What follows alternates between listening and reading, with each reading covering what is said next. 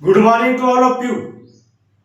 तो हमने पिछली क्लास में नया चैप्टर स्टार्ट किए थे रिफ्लेक्शन एंड रिफ्रैक्शन, जिसमें से हमने what is light, law of reflection, ये सब चीजें समझ लिया थे। और आज हम नया टॉपिक स्टार्ट करेंगे और उसको अच्छी तरीके से जानेंगे। तो नया टॉपिक जो होने वाला है वो टाइप्स ऑफ मिरर। तो मिरर कितने टाइप्स की होती है, तो आइए हेडिंग डाल लीजिए, टाइप्स ऑफ मिरर। जो मिरर होती है वो दो प्रकार की मिरर होती है। फर्स्ट जो होती है वो होती है प्लेन मिरर,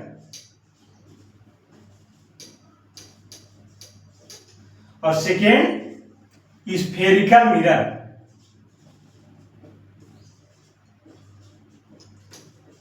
ये हो गई दो मिरर। अब बात करते हैं प्लेन मिरर किसको बोलते हैं।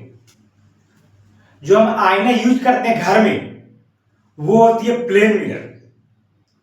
उसमें जो शीशे में जो पीछे साइड आप देखे होंगे वो पॉलिश रहता है, खुरदुरा रहता है, पीछे साइड से पॉलिश रहता है। और जो रिफ्लेक्शन होता है लाइट का वो होता है जो चमकीला सरफेस होता है वहां से रिफ्लेक्शन होता है।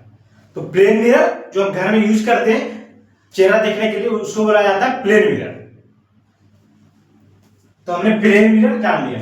आगे है स्फेरिकल मिरर। तो स्फेरिकल मिरर को अपने को डेप्थ में समझना है। स्फेरिकल मिरर दो प्रकार के होते हैं। पहला कॉनकेव मिरर,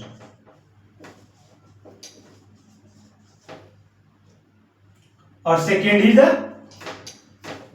कॉन्वेक्स मिरर। ये हो गया दो स्फेरिकल मिरर। तो यहां पर हम कॉनकेव मिरर का डायग्राम से समझते हैं।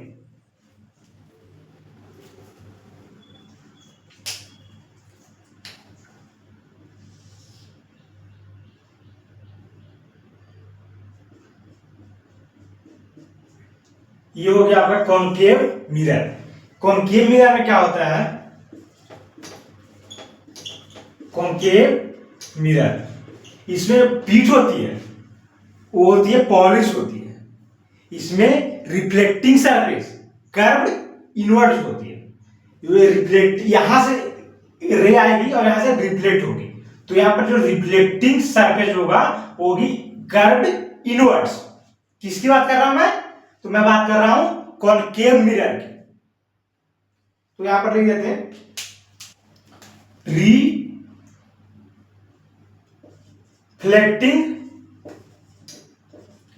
Surface is curved inwards. यहां आप समझ गए कि जो इसका रिफ्लेक्टिंग सरफेस है, रिफ्लेक्टिंग सरफेस है ये यहां से रिफ्लेक्ट होगा। तो ये क्या होता है, कर्व्ड होता है inwards. Reflecting surface curved inwards, और बाहर से पॉलिश होता है। ये पॉलिश है, इसका मतलब यही है कि ये पॉलिश्ड है। तो ये हो गई कॉनकेव मिरर। नेक्स्ट समझते हैं कॉन्वेक्स मिरर।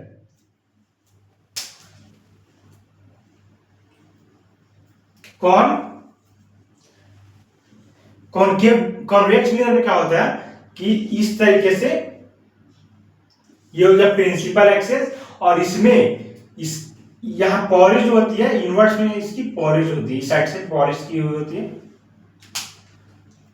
तो इसमें क्या होता है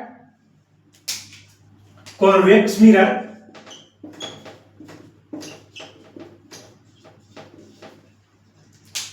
की जो रिफ्लेक्टिंग सरफेस होती है,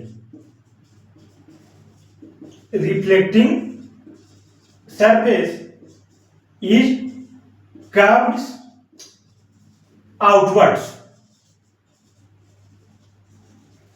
क्या आप कॉनकेव मिरर और कॉन्वेक्स मिरर में अंतर समझ पा रहे हैं। कॉनकेव मिरर बता रहा है कि इसका रिफ्लेक्टिंग सरफेस जो होगा वो कर्व्ड इनवर्ड्स होगा, और वही कॉन्वेक्स मिरर क्या बता रहा है कि रिफ्लेक्टिंग सरफेस कर्व्स आउटवर्ड्स।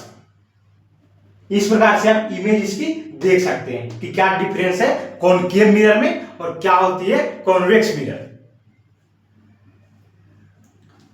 तो इस प्रकार से, और ये तो प्रिंसिपल एक्सिस है, जो लाइन खींची हुई है ये है प्रिंसिपल एक्सिस। प्रिंसिपल एक्सिस,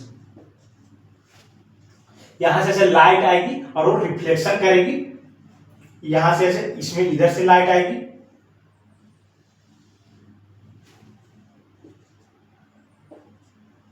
तो इस प्रकार से हमने जाना कि स्फेरिकल मिरर के टाइप। अच्छा, आप समझते हैं कि जो इसको स्फेरिकल मिरर क्यों कहा जाता है? तो इसको स्फेरिकल मिरर इसलिए कहा जाता है क्योंकि यहां पर देखिए, आप डायग्राम से आप अच्छी तरीके से समझ पाएंगे। ये हो गया,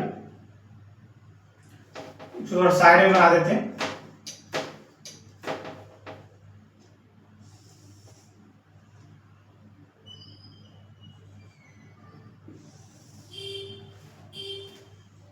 तो इस प्रकार से ये हो गया प्रिंसिपल एक्सिस। प्रिंसिपल एक्सिस ये हो गया आपका सेंटर ऑफ कर्वेचर, जिसको सी से रिप्रेजेंट किया जाता है। और ठीक बीच में सेंटर ऑफ कर्वेचर, और ये हो गया आपका पोल। पोल को पी से रिप्रेजेंट कर दिया जाता है।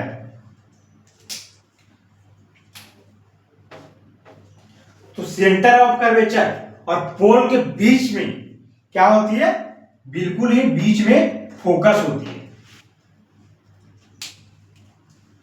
फोकस और पोल, इन दोनों के बीच के डिस्टेंस को हम क्या बोल रहे होते हैं? फोकल लेंथ, जिसको छोटी एफ से डिनोट किया जाता है। ठीक उसी प्रकार इसमें भी होता है। इसको स्फेरिकल मिरर क्यों कहा जाता है? क्योंकि ये यहां पर देखिए, यहां पर एक अच्छे से मैं बना देता हूं।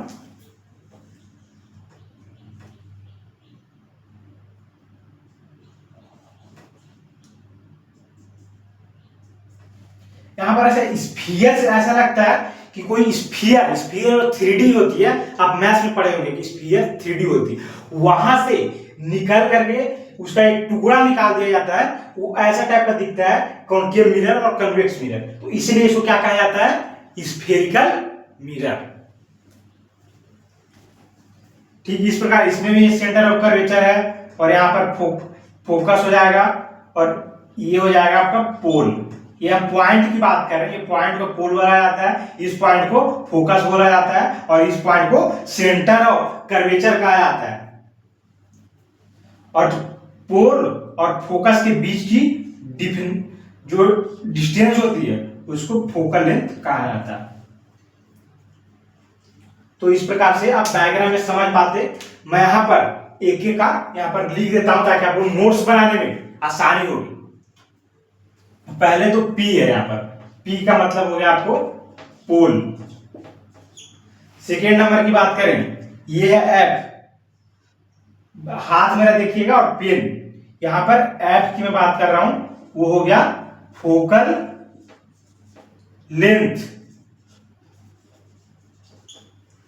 ये डिस्टेंस की बात हो रही है, इस डिस्टेंस को क्या कहा जाता है? Focal length. और जो इस पॉइंट को कहा जाता है फोकस।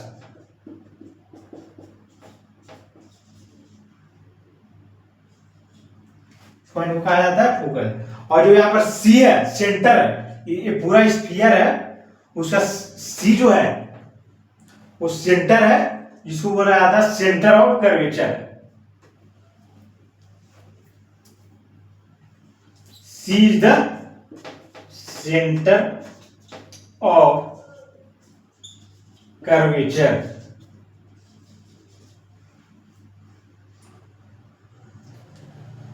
ठीक इसी प्रकार से चीजें हैं। और यहां पर एक चीज और है, रेडियस की बात हो रही है, इसको बोला जाता है वक्रता त्रिज्या। रेडियस किसको कहा जाता है? तो सेंटर ऑफ कर्वेचर, और ये है सेंटर ऑफ कर्वेचर, और ये है पोल। इसकी डिस्टेंस को हम क्या बोल रहे थे? रेडियस। इसकी जो डिस्टेंस होती है उसको हम आर से रिप्रेजेंट करते हैं, जो कि होती है रेडियस के बराबर। तो यहां पर लिख देते हैं R is the radius of curvature.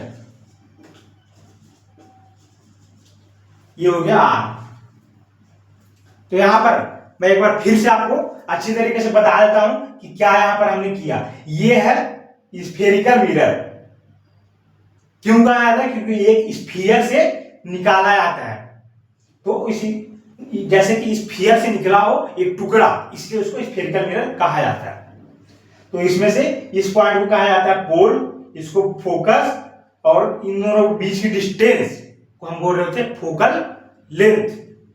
और यहां पर सबसे बीच में हो गया आपका सेंटर, जिसको बोला जाता है सेंटर ऑफ कर्वेचर। और यहां पर एक मैंने बताया radius of curvature, centre of curvature और पोल के बीच की डिस्टेंस को हम बोल रहे होते हैं रेडियस ऑफ कर्वेचर। तो इस प्रकार से आप चीजें अच्छी तरीके से जान पाए, समझ पाए कि मिरर कितने टाइप्स की होती है। तो मैंने कहा 2 टाइप्स की होती है, एक प्लेन मिरर और दूसरा मैंने कहा स्फेरिकल मिरर। और स्फेरिकल मिरर भी 2 टाइप्स की होती है। पहला मैंने कहा कॉनकेव मिरर और दूसरा मैंने कहा कॉन्वेक्स मिरर। हमने कॉनकेव मिरर देखा और कॉन्वेक्स मिरर को भी डायग्राम से अच्छी तरीके से समझ लिया। और आपका काम क्या रहेगा यहां से कि आप इसको नोट डाउन कर लेंगे बिल्कुल नोटबुक में, साथ में भी नोट्स बना सकते हैं, या YouTube से आप वीडियो को रोक करके भी नोट्स बना सकते हैं। देखिए यहां पर मैं आपको जगह दे देता हूं, बिल्कुल आप यहां से नोट्स बनाना है तो वीडियो को रोकेंगे और नोट डाउन कर लेंगे। तो इस प्रकार से चलती रहेंगी पूरा रिफ्लेक्शन और रिफ्लेक्शन की क्लासेस। तो आप क्या करेंगे, आगे हम पढ़ेंगे टाइप्स ऑफ इमेज। तो उसको आप पहले से घर से अगर बुक रीड करके आएंगे तो आपको और बेहतर तरीके से समझ में आएगी चीजें। तो आप प्रयास करें कि चीजें जो आगे पढ़ने वाले हैं उसको एक बार घर से भी रीड करके आए, ताकि क्लास में आपको पूरी तरीके से चीजें समझ में आ जाए। तो इस प्रकार से आप अच्छी तरीके से समझ पाएंगे। तो मिलेंगे नेक्स्ट क्लास में नए टॉपिक जो होने वाला है टाइप्स ऑफ इमेज, नए टॉपिक में। तब तक के लिए धन्यवाद।